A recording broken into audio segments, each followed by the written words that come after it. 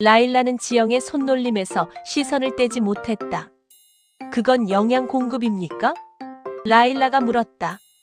지영은 웃으며 고개를 저었다. 아니요. 그냥 과일이에요. 그냥이라는 단어는 목적이 없다는 뜻인가요? 꼭 그렇진 않죠. 지영은 사과 조각을 접시에 담으며 말했다. 같이 먹으려고요. 그 말에 라일라는 잠시 멈췄다. 같이라는 단어가 프록시마의 언어 체계에는 존재하지 않는 방식이다. 공명선에서 납득하지 못하겠다는 뜻으로 황색 신호가 들어온다. 같이라는 게 어떤 걸 의미하죠? 이해가 되지 않아요. 지영은 차근차근 설명해준다. 먼 별에서 왔으므로 지구인의 생활 방식을 전혀 이해하지 못한 결과의 질문으로 받아들였다. 가치라는 건 어떻게 설명해야 되나? 지영이 난감해하자 재호가 나선다. 아, 그건요. 사람들마다 찻잔을 앞에 놓고 모두 웃으면서 각자 자기 앞에 놓인 것을 마신다는 뜻이에요. 아까부터 집안 여기저기를 살펴보던 요렌이 말한다. 아, 나는 찻잔을 하나만 놓고 돌아가면서 번갈아 마시는 줄 알았네. 찻잔이 요렇게 조그마한데 이걸 여러 사람이 어떻게 같이 마셔요? 아빠 말처럼 각자 자기 앞에 놓인 차를 마시는데 같은 자리에서. 아니, 또 헷갈리겠네. 그건요. 다시 말하면 한 자리에 앉아서 마시되 각자 자기 앞에 놓인 자기 차를 마신다는 뜻이에요. 그래도 라일라와 요렌은 이해하지 못하겠다는 듯이 고개를 갸우뚱거린다. 지영은 큰 쟁반에 사람 숫자만큼의 차를 내려가지고 온다. 찻잔에서 모락모락하는 김이 올라왔다. 이건 뭐죠? 라일라가 묻자 보리차예요. 지영은 별일 아니라는 듯 말했다. 특별한 건 아니에요. 향도 세지 않고 속도 편안해져요. 처음 마시기엔 좋아요. 요렌과 라일라는 지영이 하는 것처럼 찻잔을 두 손으로 감싸 쥐었다. 따뜻함이 손바닥을 통해 전해졌다. 큐브를 통해 주입되던 온도와는 전혀 다른 방식이었다. 이건 생존에 필수적인가요? 라일라가 다시 물었다. 지영은 잠시 생각하다가 고개를 저었다. 아니요. 그리고는 덧붙였다. 마셔도 되고 안 마셔도 돼요. 하지만 손님이 왔을 때 이렇게 차와 과일을 내놓는 게 우리 한국의 예절이에요. 재호가 끼어든다. 이걸 예절이라고 하는데 한국뿐만 아니라 지구의 모든 사람들이 이런 예절을 가지고 있어요. 손님들도 차와 과일 정도를 내놓는 걸 당연한 대접으로 받아들이고요. 라일라는 그 말을 또 이해하지 못했다. 그러나 불쾌하지는 않았다. 오히려 지영이 이 낯선 외계 손님들의 터무니없는 질문에 살짝 언짢은 기분이 들었다. 먼저 묻는 방식이 예의라고는 하나 없는 건방진 서양 사람쯤으로 보였다. 그건 좋게 표현하는 것이고 남편인 재호의 말 맞다나 교양이라고는 털끝만큼도 없는 무식한 사람으로 보였다. 그러나 한국과 일본 사람의 생활이 다르고 유럽과 동양의 생활이 다른 데서 오는 이질감이 존재하는데 무려 태양 저 반대쪽에서 찾아온 손님들이니 기본적인 생활 방식이 달라도 한참 다른 데서 오는 차이라고 생각하고 좋게 넘어가리라고 마음을 먹었다. 영상이 라일라의 공명선에서 신호가 왔다. 차와 과일의 성분 조사를 마쳤다고 했다. 차와 과일을 먹어도 프록시마인의 신체에 이상이 생기지 않으므로 분위기를 흐리지 않는 범위에서 먹어도 된다고 하였다. 프록시마인들은 이미 10만 년 이상 자연 그대로를 가공한 음식만 먹어왔다. 기본 재료를 알 수 없을 만큼 극도로 가공되고 정제된 영양식만을 섭취해왔다. 그 음식 속에는 그 사람이 필요로 하는 에너지의 양과 그 사람에게 필요한 필수 영양소가 들어있다. 혹 질병이 있거나 질병의 가능성이 있는 사람에게는 미리 처방된 약품이 함께 포함되어 있다. 필요 영양분이나 투여되는 약의 종류 등은 별도의 진단 없이 공명선에서 그 사람의 특수한 상황이 사전에 체크되므로 그에 맞춘 처방에 따라 음식이 조제된다. 물론 사람마다 입맛이 다 다르기 때문에 입맛에 맞춘 방식으로 조리된 음식이다. 가족별로 좋아하는 기호를 공명선을 통하여 기본적인 내용이 이미 입력되어 있다.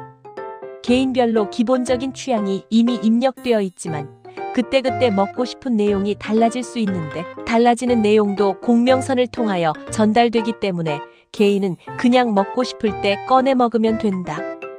이 튜브식은 각 가정에 있는 조리기에서 제조되어 튜브에 담아져 공급된다. 그들의 음식은 씹을 필요도 소화할 시간도 요구하지 않는다. 프록시안의 현재와 같은 식사 습관은 이미 10만 년 동안 고착된 것이다. 그동안 프록시마인의 신체는 소화라는 기능 자체를 거의 잊어버렸다. 오로지 흡수에만 초점이 맞추어져 있었다. 그들의 위장은 더 이상 복잡한 단백질을 분해하지 않았고 장기는 섬유질을 처리하는 효소를 이미 진화 과정에서 대부분 잃어버린 상태였다. 체내에 공급된 식사는 분해해야 할 물질이 아니라 흡수해야 할 정보가 되었기 때문이다. 지영이 내민 차 한 잔과 깎아놓은 과일 조각을 받아들었을 때 라일라의 몸은 낯선 공포를 느꼈다. 향은 달콤했고 색은 아름다웠으나 그것은 프록시마인의 신체에게 음식이 아니라 자연 그대로의 화학물질 덩어리에 가까웠다. 프록시마에도 숲도 있고 풀도 있으며 당연히 과일나무, 채소도 있다. 프록시마의 식물들은 나무나 풀이라기보다는 생체 구조물에 가깝다.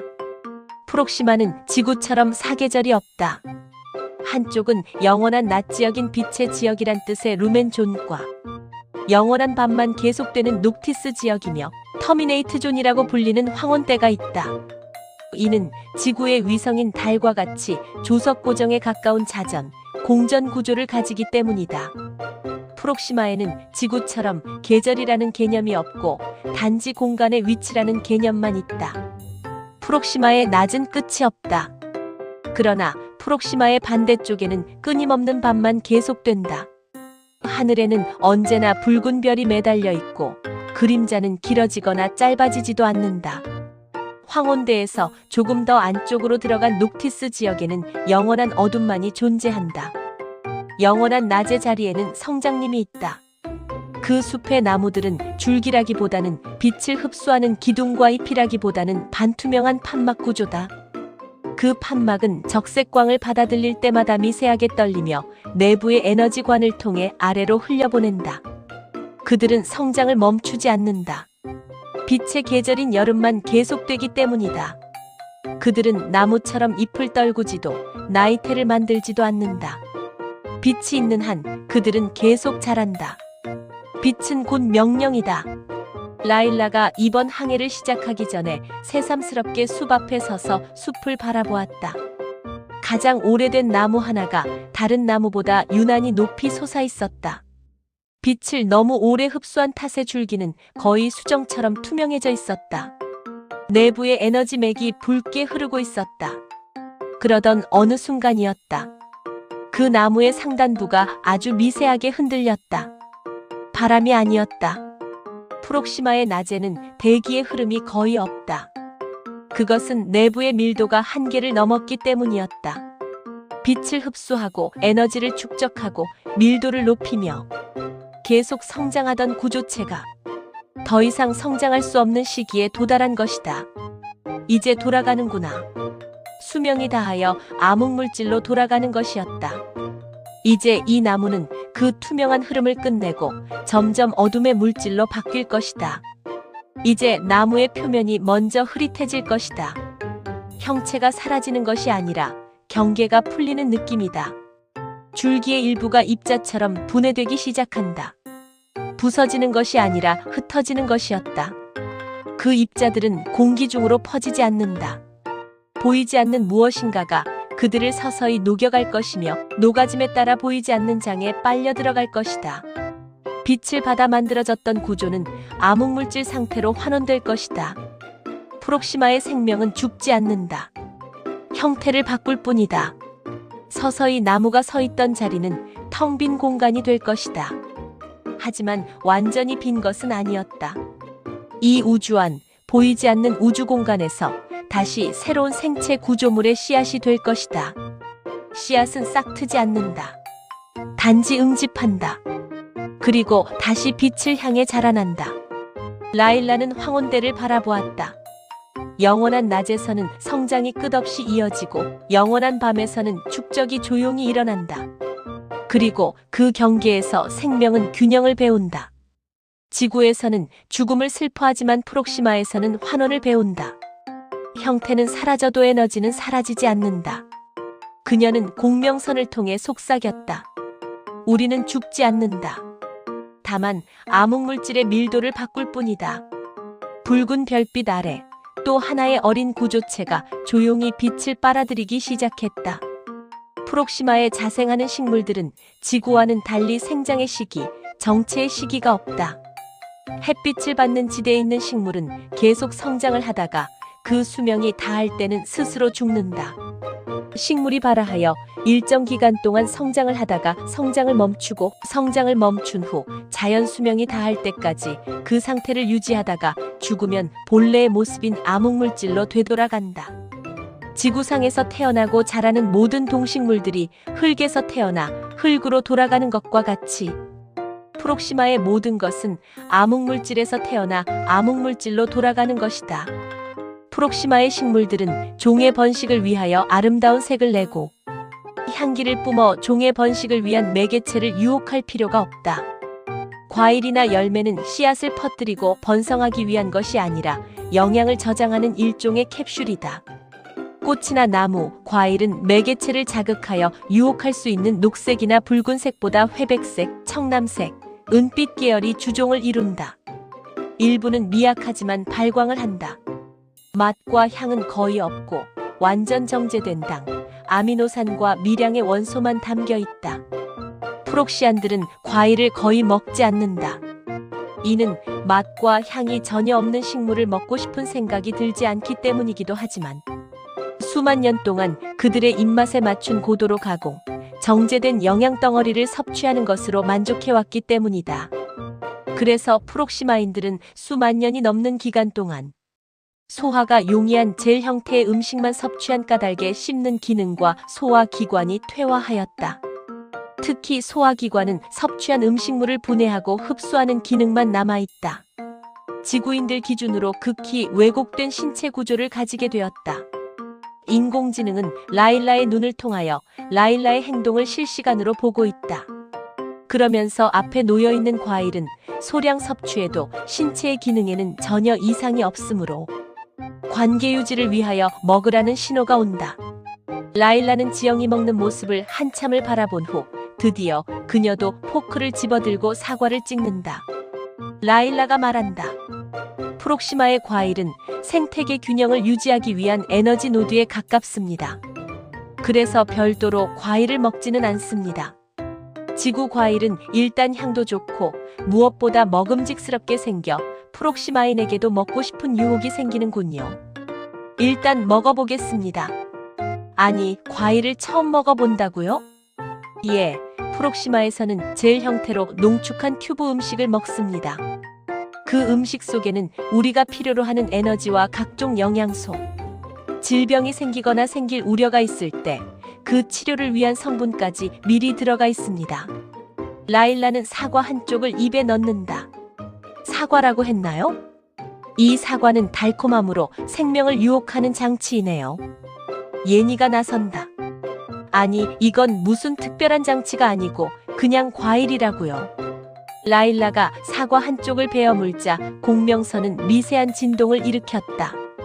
체내 분석 시스템이 즉각 경고 신호를 보내왔다. 비정제 유기물 유입, 소화 시스템 비대응 물질. 그녀의 위장은 이 물질을 어떻게 처리해야 할지 몰라 잠시 멈춘 듯 조용해졌다가 이내 낯선 경련을 일으켰다. 과일 조각이 목구멍을 통과하자 더 분명한 반응이 나타났다.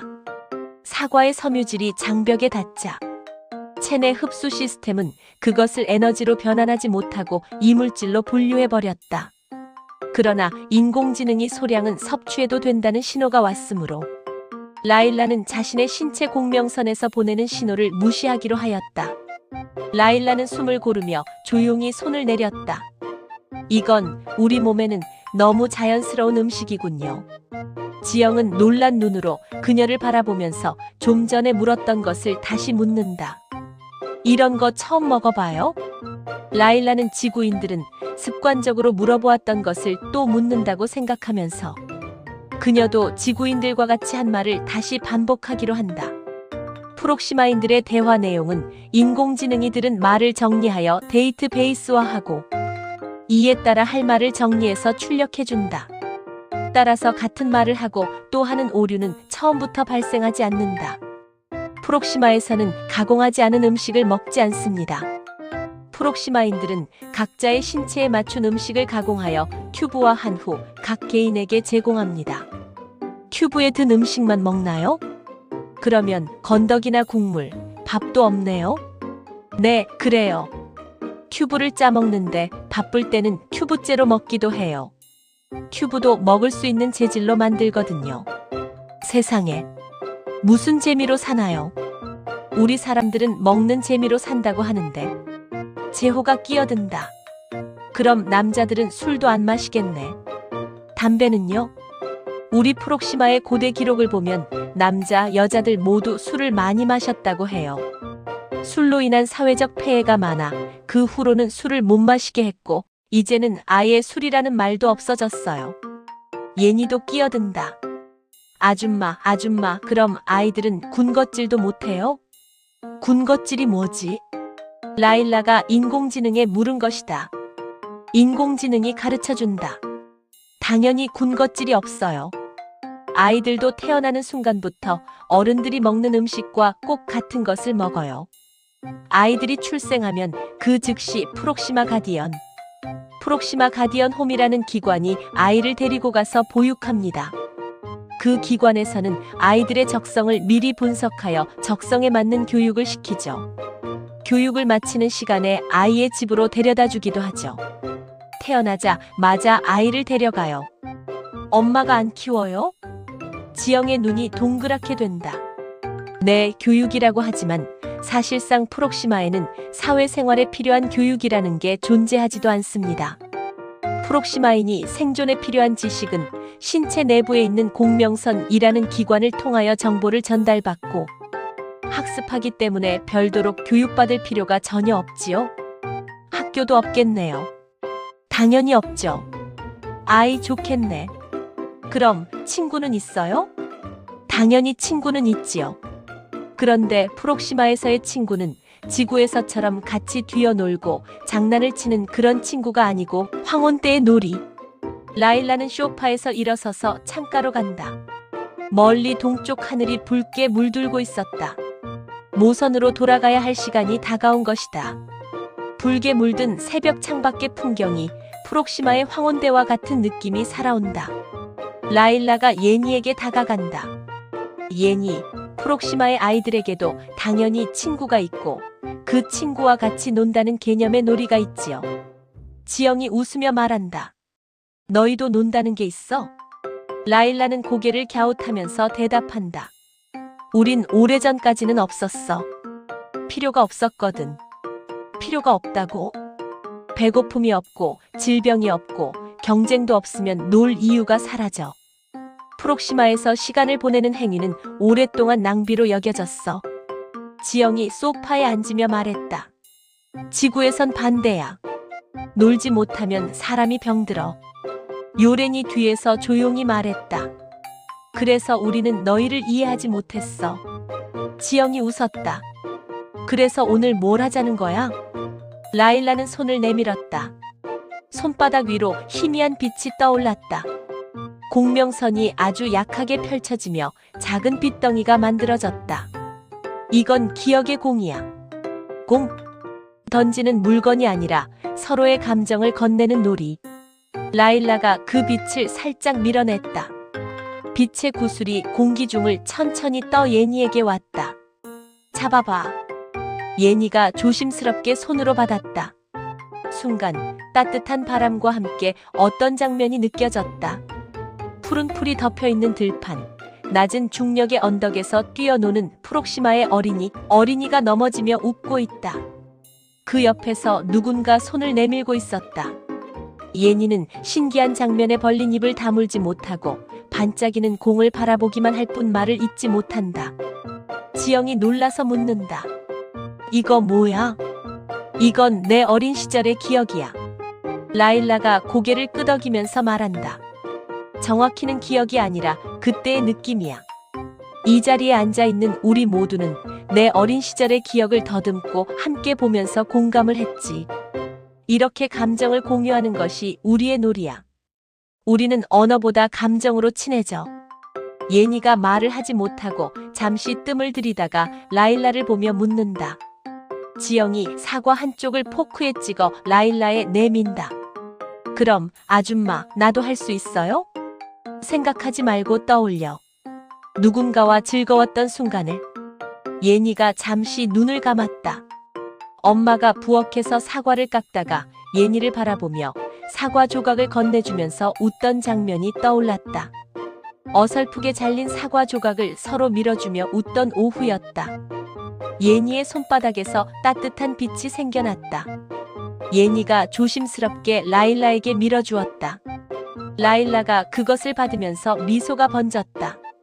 따뜻해. 요렌이 예니에게 몸을 기울이면서 묻는다. 무엇이 보였지? 예니가 천천히 말했다. 지금까지 전혀 느껴보지 못했던 감정이 떠오르면서 아줌마와 더 밀착되는 그런 감정을 느꼈어요. 그것이 감정의 공유야. 프록시마인들은 이렇게 감정을 공유함으로 불완전한데도 함께 웃는 것. 왜 인간이 서로 곁을 떠나지 못하는지 알 것 같아. 지영이 웃었다. 그게 친구야. 요렌이 조용히 물었다. 친구는 기능이 없는 관계인가? 지영이 고개를 저었다. 아니, 친구는 기능이 없어서 필요한 관계야. 잠시 침묵이 흘렀다. 황혼대의 빛이 창을 따라 실처럼 늘어졌다. 라일라가 다시 말했다. 지영, 내일도 놀자. 지영이 말했다. 그래. 대신 내일은 지구식 놀이를 가르쳐 줄게. 무엇이지? 지영이 웃었다. 아무 이유 없이 같이 산책하는 거. 요렌이 이해하지 못한 표정으로 중얼거렸다. 목적 없이 이동하는 행위가 놀이인가? 지영이 말했다. 그래. 목적이 없기 때문에 옆에 있는 사람이 목적이 되는 거야.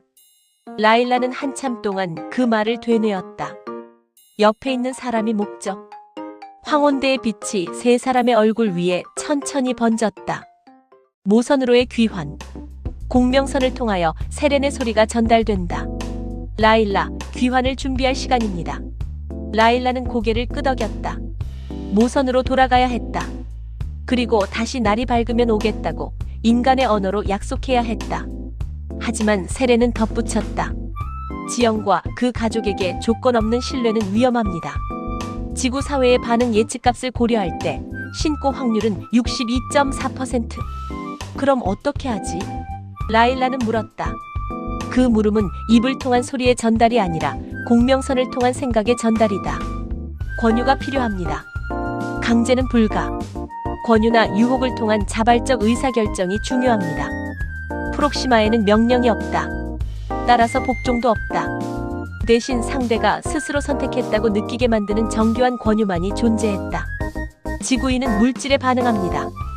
특히 희소성, 교환 불가능성, 그리고 가치가 설명되지 않는 것에 약합니다. 라일라는 잠시 생각하다 고개를 들었다. 알았어. 라일라는 모선으로 귀환할 준비를 한다. 귀환에 앞서 두 가지를 해결해야 한다. 우선 지형의 집 마당에 처박혀 있는 산토끼오를 항해가 가능하도록 나무에서 분리하는 것이고, 두 번째는 지구 사람들이 자신들을 당국에 신고하지 않도록 선물을 미끼로 환심을 사는 것이었다. 라일라는 차를 한 모금 마셨다. 입안이 따뜻해진다. 지영이 하는 것처럼 조그맣게 생긴 날카로운 창으로 사과 한쪽을 찍어 한 입 베어 먹는다. 따뜻하게 데워진 입속에 차가운 감촉과 함께 날카로운 향이 입속에 번져온다. 향과 맛이 오묘하다는 생각이 든다. 칭찬 멘트를 날린다. 인공지능 돌고래가 칭찬은 코끼리도 춤을 추게 한다는 지구 말을 가르쳐주면서 칭찬을 먼저 하고, 두 가지 절차를 밟으라고 한다. 라일라가 지영과 대화를 하는 중에도 인공지능은 지구의 각종 정보를 익히면서 그때그때 필요한 지식을 전달해준다. 맛과 향이 참 오묘하네요. 라일라가 사는 별에는 이런 게 없나요? 네, 저희 프록시마에는 이렇게 먹는 방식이 없어요. 그러면 뭐든지 튜브로만 먹나요? 우리는 모든 걸 튜브에 들어있는 것을 짜먹는 형태로 섭취하죠. 지영은 그 말을 듣고는 참 재미없게 산다고 하였다. 깨물고 뜯고 씹고 마시는 동작으로 이루어진 먹는 행위야말로 사람이 사는 궁극적 목적인데 그게 없다는 말이지요? 네, 프록시마에서는 그래요. 지구인들이 사는 모습을 극히 짧은 시간 동안 봤지만 지구인들의 사는 모습이 정말 멋지고 아름다워요. 너무너무 부러워요. 라일라가 지영과 대화를 하면서 시간을 지체하자 공명선에서 연락이 왔다. 나무와 건물 사이에 처박힌 산토끼호를 구출하여 비행이 가능하도록 조치한 후 적당한 분위기를 봐서 본선으로 귀환하라는 신호가 왔다. 곧 날이 밝음으로 밝기 전에 본선에 귀환해야 한다고 재촉한다. 물론 라일라와 요렌, 인공지능 사이의 대화는 공명선을 통한 소통이기 때문에 지구인들은 전혀 알아차릴 수가 없다. 라일라는 지영과 지영의 남편 제호, 예니를 돌아보면서 정중하게 말한다. 저희는 공포를 유발하거나 지구인들을 공격할 의도가 없습니다. 다른 별로 가려다가 길을 잃어 지구로 오게 되었습니다. 우리 별과 통신도 끊어졌는데 통신이 재개되고 우리가 지구에 머무는 동안 필요한 도움을 주시면 감사하겠습니다. 제호가 나서면서 걱정하지 말라고 하다가 갑자기 생각이 난 듯 질문한다. 에너지를 보충한다면 기름인데 기름도 여러 종류가 있고 특히 저 별까지 갈 기름이라면 어마어마하게 많이 들 건데 그걸 어떻게 보충하죠? 요렌이 설명한다. 걱정하지 마세요. 지구의 에너지를 사용하지 않으니까요. 이 우주 속에는 어마어마하게 많은 양의 암흑물질이 있는데 우리는 이 암흑물질에서 에너지를 얻습니다. 우리가 돌아갈 수 있는 정도의 암흑물질 에너지를 보충하면 곧바로 돌아갈 것입니다. 라일라가 입속에 넣고 우물우물하던 사과를 목구멍 속으로 넘기면서 말한다. 우선 마당에 있는 산토끼호를 지상에 내려놓아야 하는데 그것부터 좀 도와주실 수 있나요? 제호는 라일라와 요렌에게 함께 나가보자고 하면서 마당으로 나간다. 우선 나무를 잘라야겠네. 제호는 나무를 잘라야겠다고 하면서 톱과 망치 등 공구를 들고 나온다. 요렌이 묻는다. 그건 어디에 쓰는 거죠? 일단 나무를 잘라야죠. 나무를 잘라야 한다는 데는 이해를 하면서도 마음이 몹시 불편하였다. 결국 나무를 죽여야 하기 때문이다.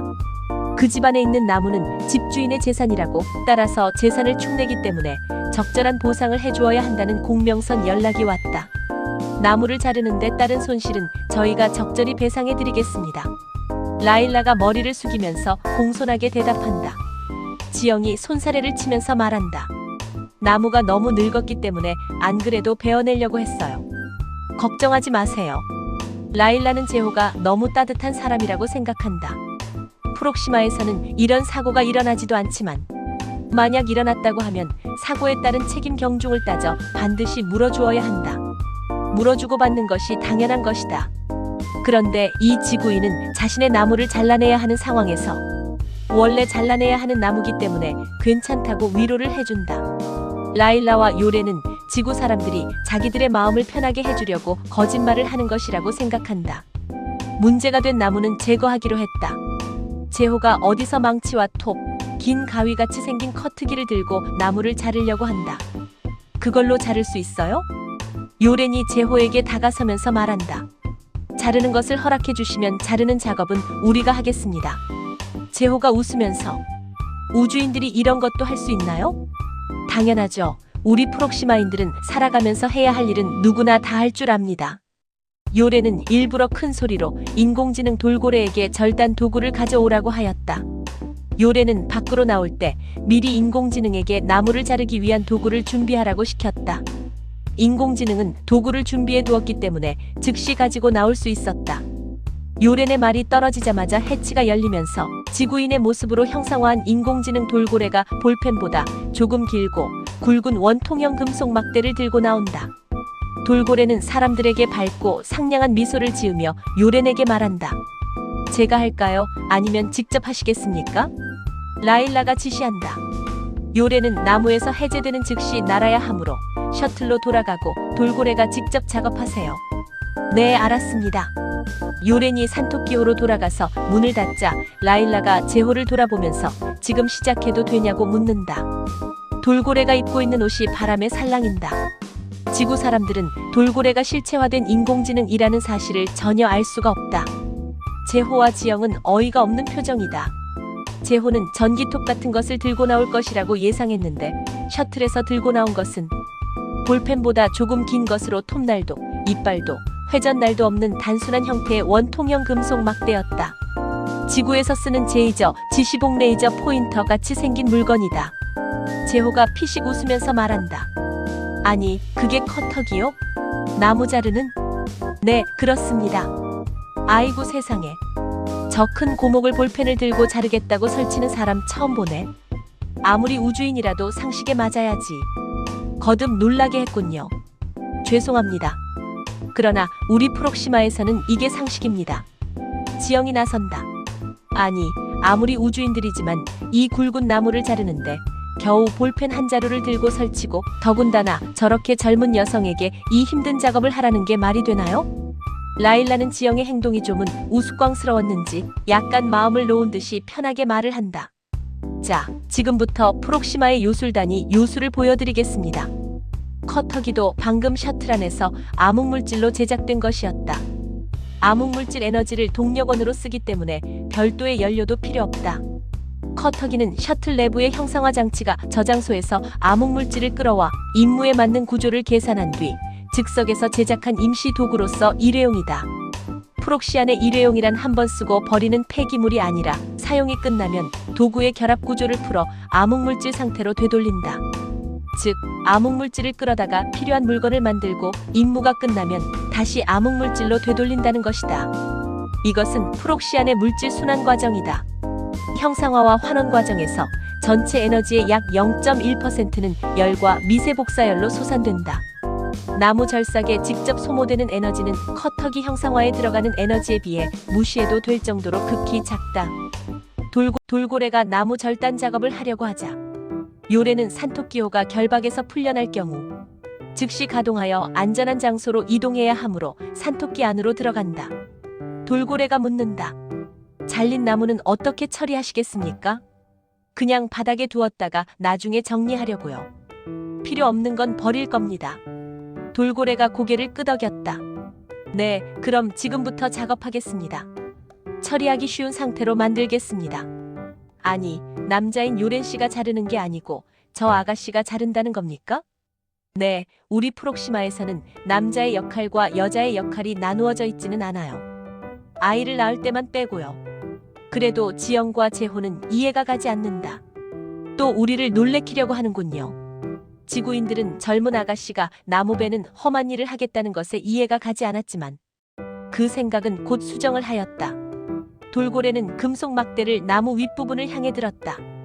견우는 동작은 레이저를 쏘는 동작과 비슷했지만 빛도 소리도 없었다. 빛이 없다는 것은 지구인의 관점이었고 프록시마인들에게는 그들만이 보이는 가는 파장의 붉은색 선이 있었다. 돌고래는 그 선을 보면서 작업을 한다. 그러나 사실 붉은 파장의 선을 볼 필요는 없었다. 이미 커트기가 나무의 형태를 보고 또 돌고래호가 끼어있는 상태를 보면서 잘라야 할 부분과 방법까지 모두 계산되었다. 사실 돌고래가 커트기를 들고 있는 것은 지구인들의 이해를 돕기 위한 것이었다. 이것을 들고 작업할 필요도 없이 적당한 위치에 고정만 하면 빛이 스스로 작업 방법을 선택하여 작업하는 것이다. 돌고래가 빛을 쏘자 나무의 윗부분이 스르르 분리되었다. 잘라지는 소리도 없이 마치 이미 떨어질 준비가 되어 있던 조각들이 순서대로 중력을 따라 흘러내리는 것처럼 보였다. 굵기나 가지의 방향은 중요하지 않았다. 나무는 자른다기보다 구조적 연결이 해제되는 방식으로 분리되었다.